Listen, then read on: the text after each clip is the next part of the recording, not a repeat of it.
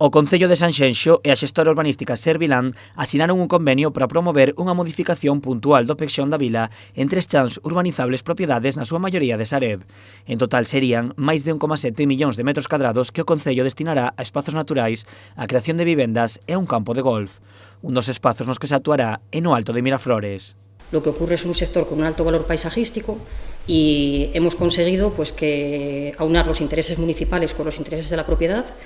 Prácticamente todo el sector va a pasar a ser de titularidad municipal, con unas amplias zonas verdes y espacios libres, posibilitando el respeto al entorno paisajístico y quedando exclusivamente la cota más baja del suelo, unas 10 viviendas unifamiliares.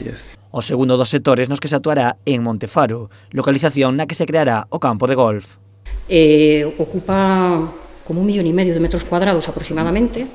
Se va a hacer un desarrollo de unas 1.200 viviendas, todas ellas son de baja intensidad, con el fin también de respetar los valores paisajísticos, y todo este desarrollo gira en torno a un campo de golf, que es de una relevancia muy importante para el municipio, porque permite aumentar la oferta turística de la que ya goza Sanxenxo.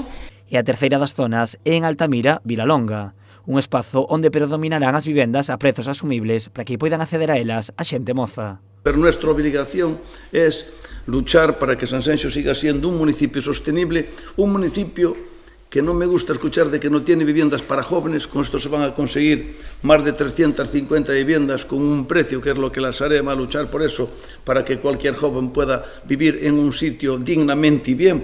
Dende o Concello celebraron a asinatura dun convenio que cualifican como un dos máis importantes da historia. Termo Martín agarda que os trámites poidan realizarse con celeridade para que a modificación poida estar aprobada antes do Nadal.